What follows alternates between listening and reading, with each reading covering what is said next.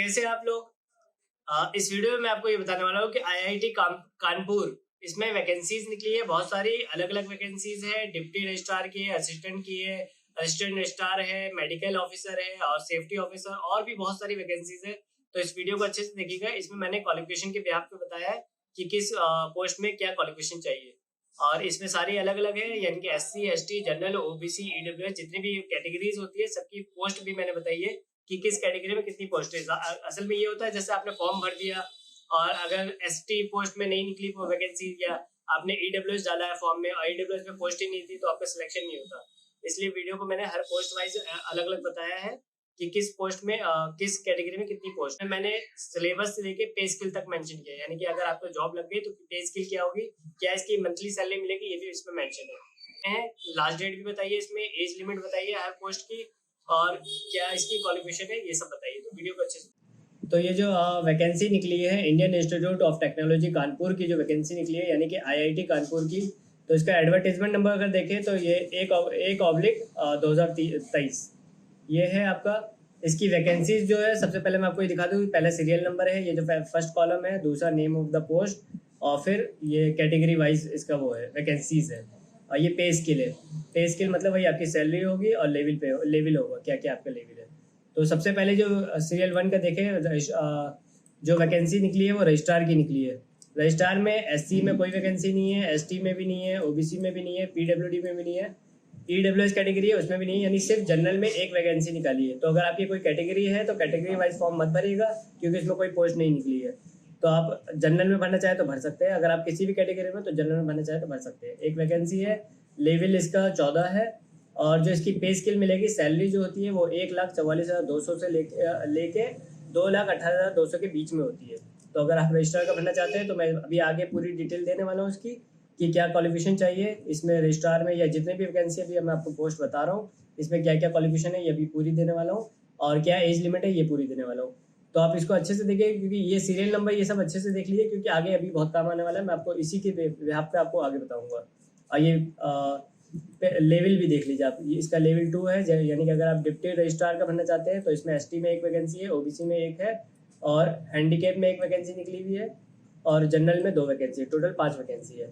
तो ऐसी है, असिस्टेंट काउंसलर की है, असिस्टेंट रजिस्ट्रार की निकली है, और ये असिस्टेंट एग्जीक्यूटिव इंजीनियर की है, हॉल मैनेजमेंट ऑफिसर की है, मेडिकल ऑफिसर है, और सेफ्टी ऑफिसर है। ये जितनी भी सीरियल नंबर 8 तक है, यानी कि 1 2 तो अलग अलग हो गया ड्यूटी, और लेवल 12 हो गया। 3 से लेके 8 तक जो मैं आपको बता रहा हूँ इसमें ये सारी वैकेंसीज हैं। एसटी में एक है, एससी में एक है, और एसटी में एक है, ओबीसी में एक है। तो ये आप अच्छे से देख लें। और जो इसका लेवल है, लेवल जो कहलाएगा वो 10 लेवल है, यानी कि ये 3 से लेके 8 तक जो वैकेंसी आ रही है 10 लेवल के अंदर में आ रही है। और इसका जो बेसिक पे होगा, सैलरी होगी, वो 56,100 से 1,70,500 के बीच में होती है। तो आप ये देख लें इसको। और ये तीसरा जो है, ये आपका जूनियर टेक्नीशियन सुप्रिटेंडेंट की है। इसमें अलग अलग इन्होंने बांट रखा है, ABCDE, यानी कंप्यूटर सेंटर की है, computer centre and new office automation, और कंप्यूटर सेंटर साइबर सिक्योरिटी सबकी निकली है। तो इसमें जो है आपका ये हो गया, कंप्यूटर सेंटर साइबर वाला हो गया। और इसमें ये एक साथ दे रखा है इन्होंने, जूनियर इंजीनियरिंग सिविल अगर आप है जो, या जूनियर टेक्नीशियन सुप्रिटेंडेंट की फॉर्म अगर भरना चाहते हैं। ट्रांसलेशन का जूनियर सेफ्टी ऑफिसर की निकली है, जूनियर सुपरिटेंडेंट की निकली हुई है, सीनियर लाइब्रेरी इंफॉर्मेशन असिस्टेंट की निकली हुई है। तो ये जो जितनी भी वैकेंसी है, ये 9 से लेके आपकी 14 तक, 14 सीरियल नंबर तक। तो इसका लेवल जो है 6 है। अभी लेवल इसलिए बता रहा हूँ कि अभी आगे काम आएगा, आप देखिएगा। लेवल 6 है इसकी, और जो बेसिक पे होगा वो 35,400 से लेके 1,12,400 के बीच में होता है, यानी सैलरी आपकी ये होगी। ये सारी पोस्ट है आपकी। और अगर आप ये 15 जो सीरियल नंबर 15 है, इसके जूनियर असिस्टेंट है। इसमें जो वैकेंसी निकली है ये 2 वैकेंसी, और फिजिकल हैंडीकेप वालों के लिए ये है। तो टोटल 4 + 1 5 वैकेंसी है। और एक जूनियर टेक्नीशियन की निकली है। इसमें जूनियर टेक्नीशियन में भी ABCD की इन्होंने बांट रखी है। आगे भी दिख जाएगा आपको। इसका जो लेवल है 3 है, यानी कि आपका 15 और 16, इसका जो लेवल 3 हो गया। और बेसिक पे जो इसका है 21,700 से 69,100 के बीच में है जो आपको मिलेगा। और ये 7वां जो सीरियल नंबर 17 है, इसका जूनियर असिस्टेंट लाइब्रेरी में निकली है। और ये वैकेंसी है इसकी, टोटल वैकेंसी 5 हो गई। तो जो टोटल ऑल ओवर वैकेंसी देखें तो ये 85 वैकेंसी है। ठीक है, ये आपकी वैकेंसी हो गई। अब एज लिमिट की अगर बात करें तो ये जो सीरियल नंबर मैं आपको बता रहा था यहाँ पे देखिए काम आएगा आपके सीरियल नंबर 1, इसकी जो एज लिमिट मांग रहा है तो 57 ईयर से नीचे होना चाहिए आपका, तो आप इसमें एलिजिबल हैं। और अगर सीरियल नंबर 2 की बात करें तो 21 से 50 साल के बीच में चाहिए इनको, और सीरियल नंबर 3 से 8 के बीच में जितना भी मैंने आपको बताया उसमें 21 से 45 साल के बीच में चाहिए एज आपकी होनी चाहिए।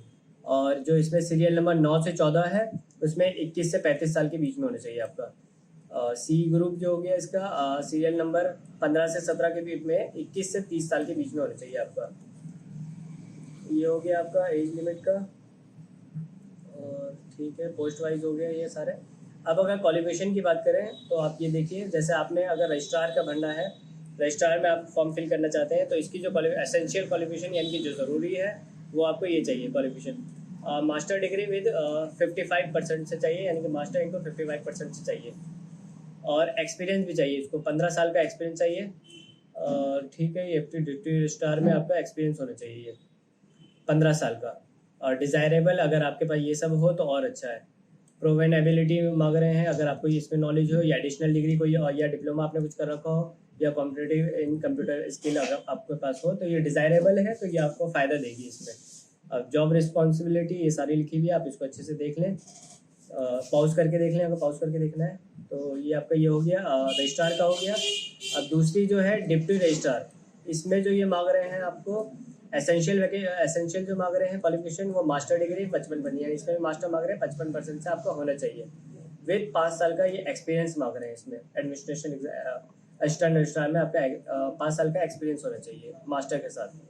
डिज़ायरेबल में भी यही है, क्वालिफिकेशन लीडरशिप कोई हो आपकी, क्वालिटी हो, या एक 1 और मोर इसमें ऑडिशन आपने फाइनेंशियल प्रोसीजर कुछ कर रखा हो तो आप इसमें एलिजिबल है, आप इसको अच्छे से पढ़ लें। डिज़ायरेबल है ये, जो एसेंशियल है वो मास्टर 55% से और 5 साल का ये मांग रहे हैं एडमिनिस्ट्रेटिव एक्सपीरियंस।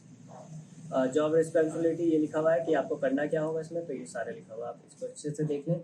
अब आप असिस्टेंट काउंसलर की बात करें तो एसेंशियल में जो मांग रहा है, जो ज़रूरी है वो एमफिल इन क्लिनिकल साइकोलॉजी में होना चाहिए विद फर्स्ट क्लास, यानी फर्स्ट क्लास से फर्स्ट डिवीजन से आपका ये होना चाहिए, और 2 साल का रिलेवेंट एक्सपीरियंस मांग रहे हैं। या फिर आपका एमए क्लिनिकल साइकोलॉजी या एमएससी या क्लिनिकल या एमएस साइकोलॉजी ये हो तो ये भी चल जाएगा with first class along with 5 year relevant experience, यानी इससे रिलेटेड 5 साल का एक्सपीरियंस होना चाहिए। डिज़ायरेबल में ये ट्रेनिंग काउंसलिंग मांग रहे हैं, तो ये आप इसको अच्छे से पढ़ लें अगर आप डिज़ायरेबल में चाहते हैं करना तो ये भी है। और जॉब रिस्पॉन्सिबिलिटी ये सारा लिखा हुआ है इसमें, ये आप देख लें इसको अच्छे से कि क्या क्या करना होगा अगर आप इसमें करना चाहते हैं। ये हो गया।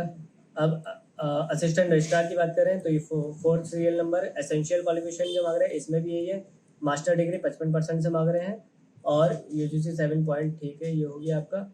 और डिज़ायरेबल में अगर आप इससे अच्छा है आपका मिनिमम 8 ईयर एक्सपीरियंस होना चाहिए इसी चीज़ से रिलेटेड, तो आप डिज़ायरेबल में क्वालिफाई होंगे।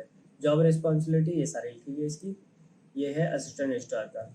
अब आप असिस्टेंट एग्जीक्यूटिव इंजीनियर अगर आप इलेक्ट्रिकल से हैं आप करना चाहते हैं तो इसमें ये देख लीजिए, फर्स्ट क्लास बैचलर डिग्री मांग रहा है इलेक्ट्रिकल इंजीनियर, यानी इलेक्ट्रिकल से आपका होना चाहिए, और एटलीस्ट 3 ईयर या 3 साल का एक्सपीरियंस मांग रहा है, ये आपका होना चाहिए अगर आप इसमें बनना चाहते हैं असिस्टेंट एग्जीक्यूटिव इंजीनियर में।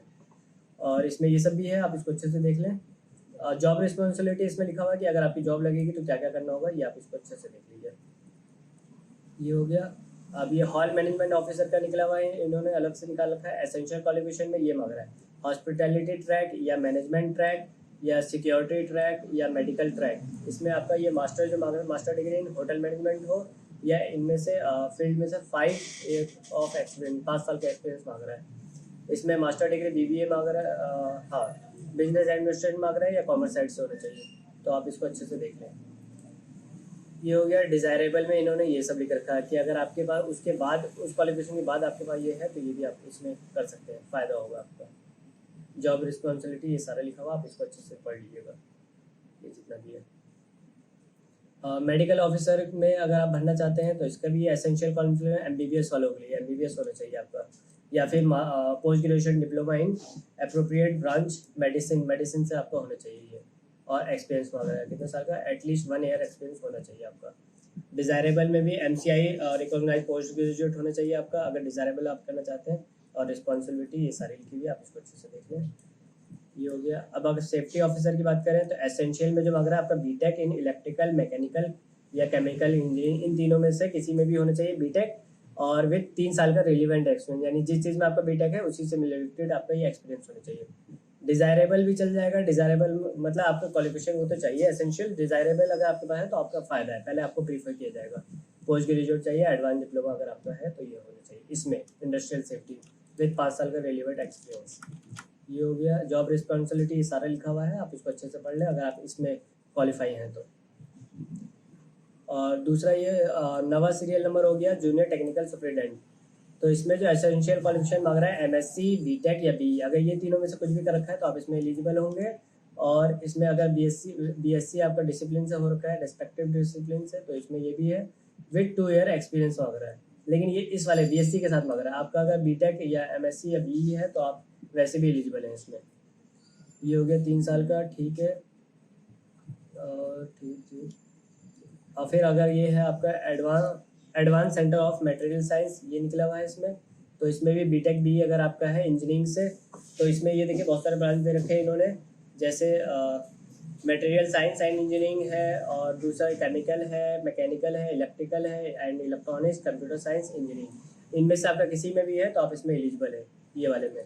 और अगर आपने डिप्लोमा इंजीनियरिंग कर रखा है तो ये भी इसमें आप एलिजिबल है, और 3 साल का एक्सपीरियंस। अगर आपने डिप्लोमा किया है तो 3 साल का एक्सपीरियंस चाहिए, नहीं तो ये बीटेक चाहिए इनको। और डिज़ायरेबल में जो चाहिए इन्होंने, तो वो ये 3 साल का ये होगा, ऑफ हैंड एक्सपीरियंस होगा ये है, तो आप इसको अच्छे से पढ़ लीजिए।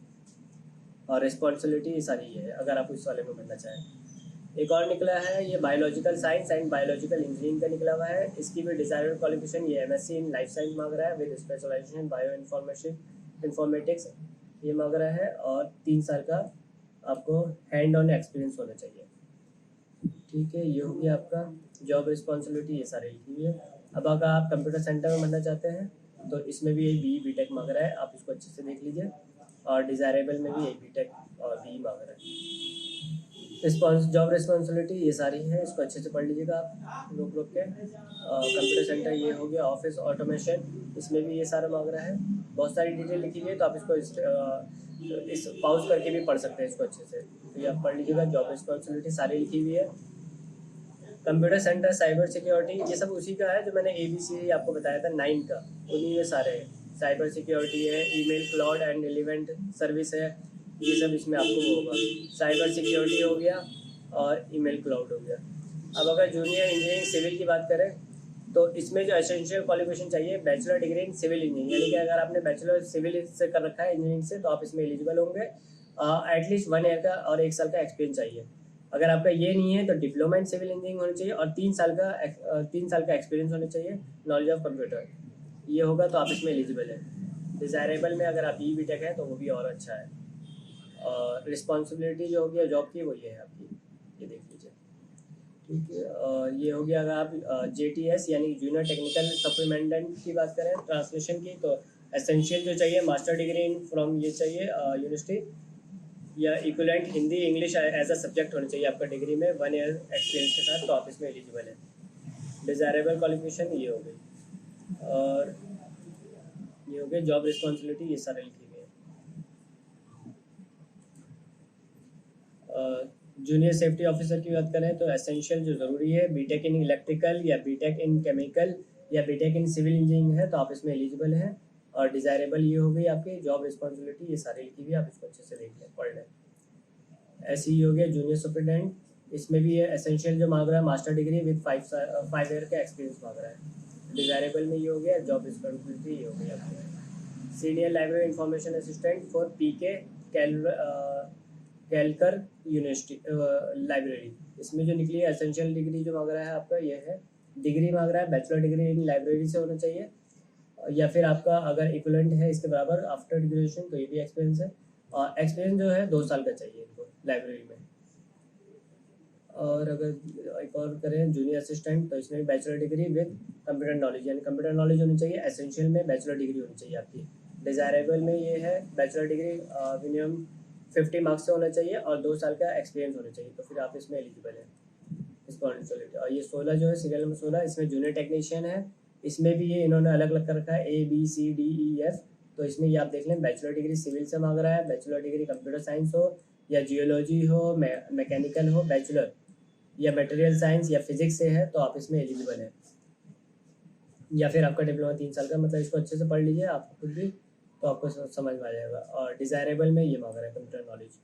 जॉब रिस्पॉन्सिबिलिटी जो आपकी होगी वो ये होगी। और अगर 17 ये जो पोस्ट है, इसमें अगर सीरियल नंबर की बात करें, जूनियर असिस्टेंट लाइब्रेरी, तो इसमें जो एसेंशियल है वो bachelor degree with knowledge of computer, यानी कि इससे बैचलर चाहिए, इनको कंप्यूटर नॉलेज होनी चाहिए इसमें ऑफिस एप्लीकेशन में। डिज़ायरेबल में ये मांग रहा है लाइब्रेरी साइंस हो तो और अच्छा है। और ये आपकी जॉब रिस्पॉन्सिबिलिटी हो जाएगी। अगर आपकी जॉब लगी तो क्या क्या करना होगा आपको। तो ये इसकी क्वालिफिकेशन हो गई सारी। अब अगर हम इसके ये जो है SC ST हो गया, ठीक है। और अब अगर हम इसकी एप्लीकेशन फ़ीस की बात करें, जो फॉर्म भरना है तो उसकी फ़ीस कितनी लगेगी, तो अगर आप पोस्ट ए की बात करें, ग्रुप ए की, जिसमें सीरियल नंबर 1 से लेके 8 तक है, तो इसका जो फीस लगेगी वो 1000 रुपये लगेगी जनरल OBC वालों के लिए। और अगर आप SC ST हैं तो 500 रुपये लगेगा। और इसमें एक छूट दे रखी है इन्होंने कि अगर आप PWD यानी हैंडीकेप या फीमेल कैंडिडेट हैं तो ज़ीरो है, कोई फ़ीस नहीं लगेगी, इनको फ़ीस जमा करने की ज़रूरत नहीं है, फॉर्म फ्री होगा इनका।